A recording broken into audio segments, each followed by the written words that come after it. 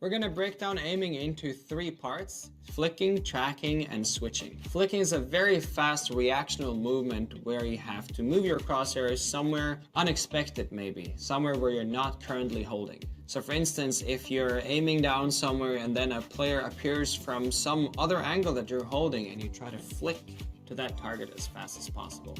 Tracking is the ability to stay on the target for a longer amount of time. For instance, in games like Overwatch and Apex, this is very essential because the targets are constantly moving up and down and the games have lower recoil, so it's your ability to hold a crosshair on the target for an extended amount of time that kind of defines how good your tracking skills are. Also in Valorant, tracking can be essential when there's a lot of movement like Raze and Jet, and you have to try to track their movement through the air while they fly or double jump or whatever the heck they do. Switching is essentially how fast you can acquire a specific target and how to know which target to prioritize as fast as possible. So for instance, you have a lot of these trigger discipline scenarios where your enemy passes by you and then you have to decide, am I waiting for another enemy to pass by or am I shooting the first one? And if 2 or 3 have passed by, who do I aim for first? Do I go for the person planting the spike or the person holding the smoke? There's a lot of different choices you have to make. So the 3 main parts of aiming are switching, tracking, and flicking, and you can use different tasks in Aimlabs to practice each specific one. So I want to quickly show you guys what flicking is. So imagine, for instance, that I'm holding this angle over here because my enemy is going to appear in this vicinity. Then suddenly this guy appears out of nowhere. Then it's your ability to flick from this target that you're holding all the way over there as accurate as fast as possible. So you're holding here and you go, ooh, ooh. Flicking can also be very important when you're trying to clear a 180. So in a 180, you try to quickly check this corner like that by jiggling. But sometimes when you come out of here, maybe someone shoots you from the back and you have to flick all the way over here. This is extremely difficult, but can definitely be practiced with flick training. Tracking is the ability to follow a target over time. So for instance, like this. Now I'm tracking my target. This can be very useful if Raze or Jet is jumping, dashing in, or if there's a lot of movement required. In games like Apex Legends and Overwatch, it's also very crucial to have good tracking skills because you usually have bigger magazines and longer time to kill, so you have to keep your crosshair to the target for a longer time. For switching, it's all about target acquisition. How can you find your correct target, which target you shoot first? So for instance, if I suddenly swing out of this and I see multiple enemies, now which enemy is more likely to see me first? And which enemy has the better gun? Or is one of the enemies planting the spike, in which case you could shoot someone else because he's still planting the spike, so he's unequipped. So for trigger discipline usually happens when you are in a corner that someone didn't clear, so they pass you.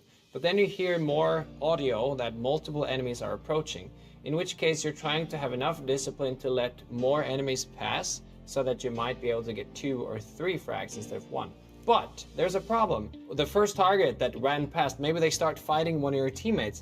Well, then you want to frag them before they take out your teammate. So there's a bunch of these different priorities you need to quickly establish in your head.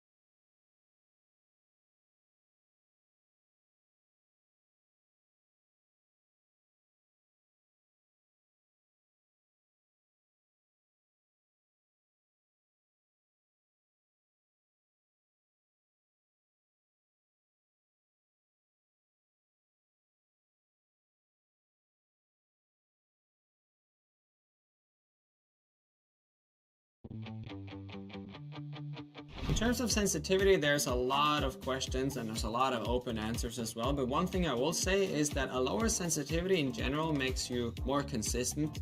It's easier to replicate movements again and again and again. But it also makes you slower because to flick with lower sensitivity, it requires more arm movement and therefore technically is slower. So you have to find what works for you. With high sensitivity, the advantage is that you can do flicks very fast. You can move very fast, you can react to things very quickly, but it's a lot harder to be precise. You have to practice a lot more to be consistent. I've heard a lot of players say that when they play with a higher sense, they pop off like crazy sometimes, but they can also whiff all their shots. So I would say that high sensitivity is like a high risk, high reward kind of playstyle. I definitely think that a lot of entry fragger or duelist players tend to sometimes play with higher sensitivities because they require very fast movements and reactions. For instance, when you're playing a jet or a race and your job is to enter the site, you have to dash into the smoke or satchel, you have to check multiple corners at the same time, and it's more likely that your sense will be slightly higher. Also, pro players, they practice a lot.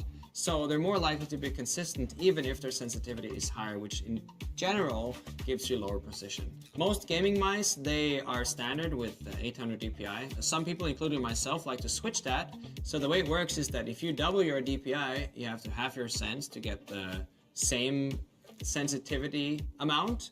But it feels slightly different because it registers twice as many pixels when it's moving. A good way to calculate your sensitivity or talk about your sensitivity in like a common pattern is to refer to 800 DPI as a standard. That's what most people use. So when people say, oh, I play 0.3 in Valorant, that's usually implying that they're using 800 DPI. I used to play with a higher sense in the start because I came from Overwatch. I also played some Apex Legends. So I felt like I needed to do fast movements. So I started with 0.4 and 800 DPI, and then I've slowly moved downwards. I also changed to 1600 DPI because I enjoyed the slightly more smooth movement, and I've now been playing with 1600 DPI 0.15 for the longest time, which essentially is the same as 0.3 800 DPI.